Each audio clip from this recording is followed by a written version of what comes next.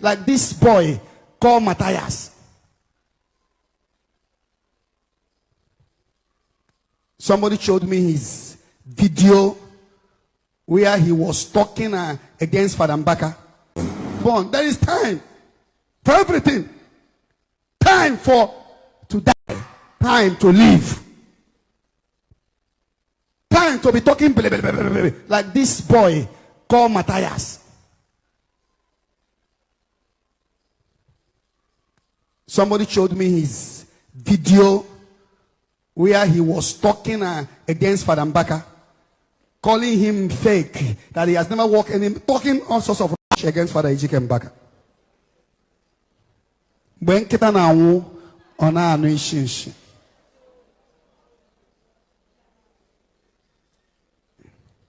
You know, Nigeria and this country is a place that whenever you want to get cheap popularity or you want to get attention, you start abusing people.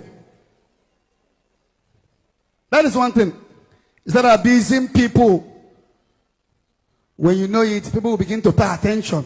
Somebody showed me the video yesterday. And somebody showed me the same video. The other day, he came out and burned his Bible that Jesus does not exist. I don't even want to pay attention to those things. Because it's not forced to believe in Jesus. Even when he was in the world, it's not everybody that believes in him. It's not forced to believe in Jesus. But why can't you leave the millions of people that believe in him? And why can't you also allow them? Because what you believe will work for you. And he went to his land and they rejected him. But as many that accepted him, he gave them power to become the sons and daughters of God. It's not meant for everybody. It's good. It's meant for those who know the value. If Jesus has never worked for him, it has worked for me. And all of you is a witness of what Jesus is doing in Zion ministry. What are the witnesses here? Amen. Amen. Amen. Of the miracles, are we talking about how many crippled, blind, dumb, barrenness of years, sickness? Even those who we prophesy on the air, the next 2 weeks or 3 weeks, they will come and testify. So we are witness of what Jesus is doing. So if he don't believe, we believe, and it worked for us. But I'm warning him to be careful. We have seen people like him, and we have seen how they ended up. So those of you that knows him, and those that are praising him on social media, the Bible says, foolish is only a foolish person that says there is no God. But we will not take it from him. Is any time again he will make video and a sort for Mbaka. That day he will know that there is another side of Christianity.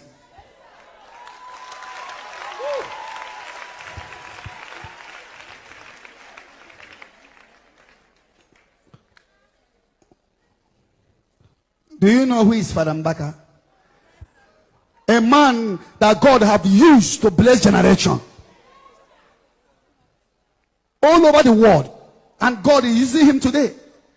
Such a man that have built value for years.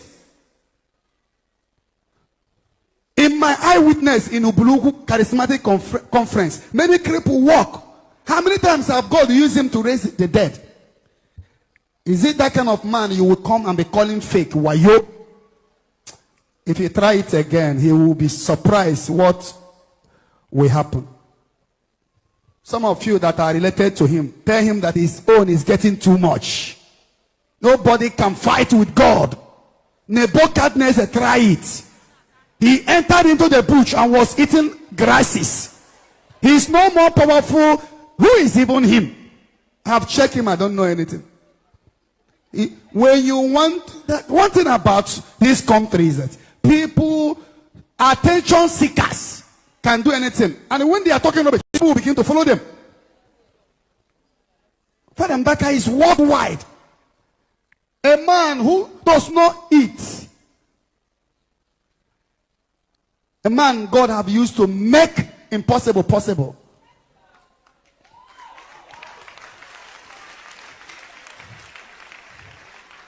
It's not somebody you can come out on social media and be calling him wayo fake. And I know some of you have watched that video.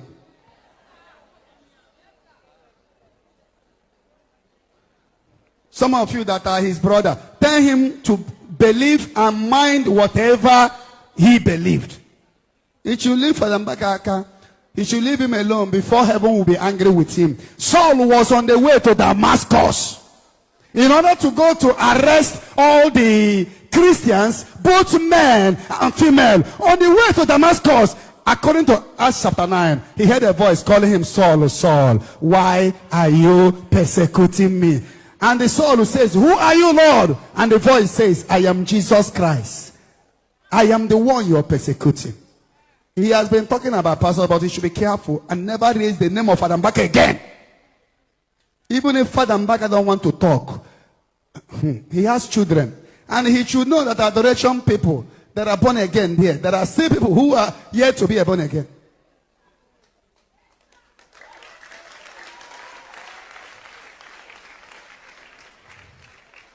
You should be very careful. People like that should be careful. We have seen people that rise. Even all the days of Donald Trump as the president, he still honor Jesus. He still respect him. He still wish people happy Christmas. This one, he came out and says, he born your Bible. And it's not nobody. But why are you abusing people? Insulting people that have built value for years. Just because you want attention. You want people to tell you on the comment section, right on.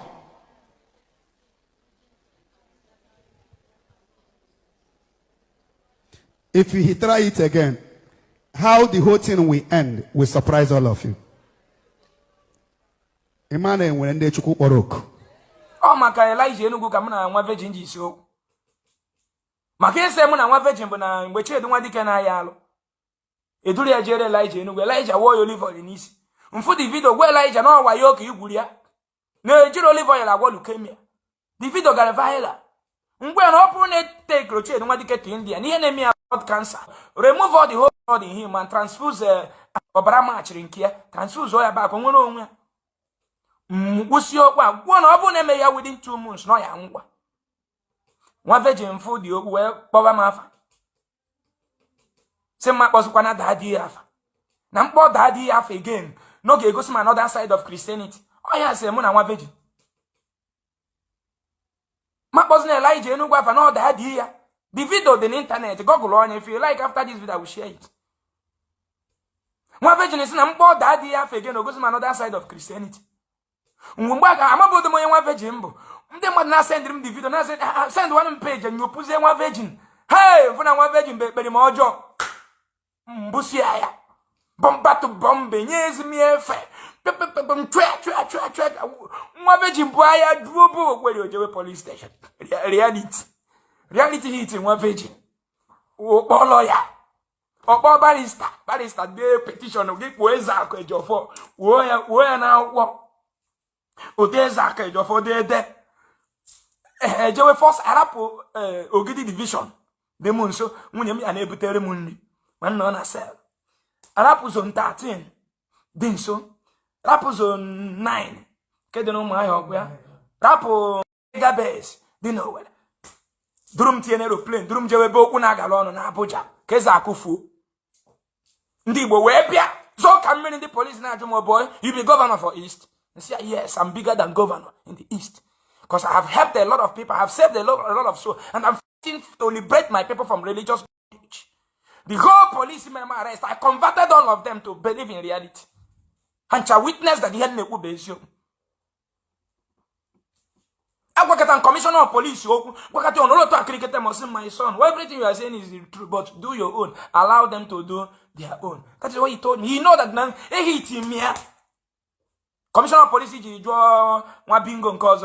Si no ya kpọta police nwa virgin je represent no ya kpọta police ojo nwa bingo si ya did this man insult you or si no or say why did you arrest him nwa bingo si na mkparire prophet ya or si nwa bingo where is the authorized letter your prophet inye to arrest me or si no nwa Mbaka mmiri ribe fa jeze konuko lawyer and also with the peace and all this thing. And then the ndị vum deriri mgbe cha nwa virgin ọkụ wuo ya enye omi efe hey amom na nwa virgin akpago nnukwu alụ den mgbe anyị mana mụ nwa mee nwa virgin ji tọrọ ọgụ ebe ahụ na-eme ekpere ọ mụ nwa bụ Ezeaku n'ụna da-adasị na pọtọpọtọ na-abụ mụ nwa bụ Ezeaku maka mgbe anyị fụ deti ebe ahụ na-eme ikpe pọtọpọtọ mmiri izu ụmụnna ya na-agbagharị na mmiri na-ada na mmiri na-ada na mmiri hey na-ebu Davido na-akụsi nwa virgin na-akụsi ya onwe nke Isaac nwa virgin nwere lọkụ onwe nke o mere o ji onye Igbo ukwu wee mee wangel onye Igbo ukwu ọ sị ya na papa gị nwụrụ anwụ na ya na-agbago step papa gị nwụrụ anwụ bịakwute ya na-achọ ka ya kasta ya ọ sị ya mba na biko na ya bụrụ ajọ mmụọ na-egburu egbu na ya bịara ebe a maka na nwa ya nwaanyị na-abịa adoration na ọ chọrọ ka e gbuo onwe ya na ajụ jụọ ya onye egburu gị ọ sị na ọnkụl ya kedu onye Igbo ukwu na ebe a papa ya nwụrụ anwụ dị gị pụta arịnji dị gị pụta so papa ya nwụrụ anwụ misteri n'Igbo ukwu bịazie na ebe ị na-eme ekpere ifuzie gị yọwa gị na ọ chọrọ ka nwa ya na-akpụti ya ebe ọ nọ kedu nwa ya dị ndụ eme azị Kristian eche m nọ si na onye nwa ojebe n'igwe so njụọ nwa virgin ọpụta na papa ya ahụ ejebeghị n'igwe o ji bịakwute gị ofu nwa virgin agwara anyị na ọ na-agbago step ofu dwarf spirit si India nwa Virginia amamihe na-ebe mara gama amamihe na-ebe mara gama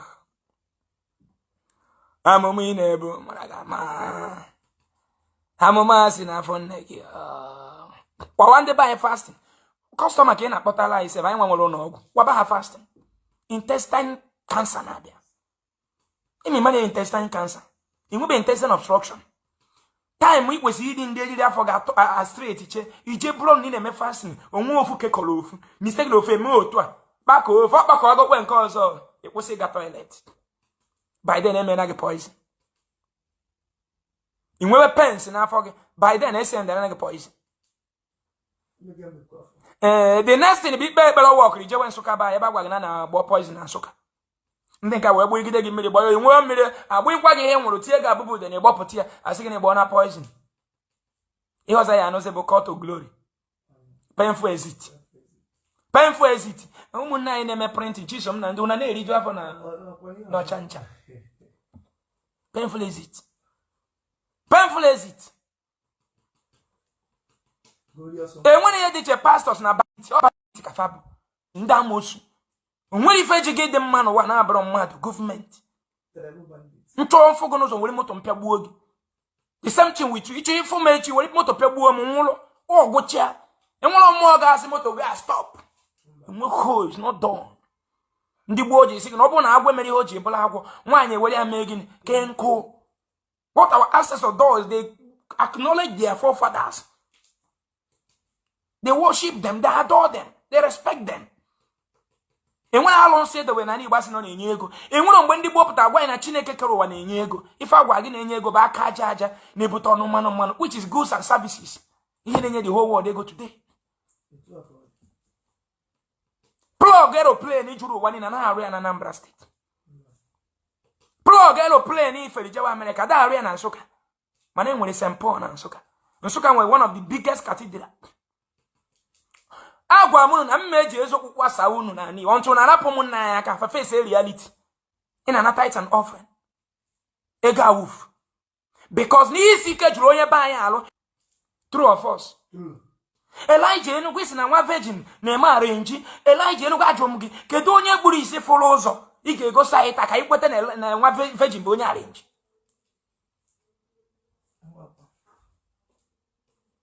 nwa virgin Israel no na-eme arrange Elijah Enugu kedu onye adara ogbi kwuru okwu na adoration oge gosi anyị ka ikwete na nwa virgin na marriage ikpuru nwa virgin n'ọnụ upon na nwa virgin fukata gị n'anya fụ ma ọ kpịsọ na ananya reason because no man all through you ko ga-esi megini rigolu ịmụkwa na ise dị mụ na nwa virgin maka gị nwa yes na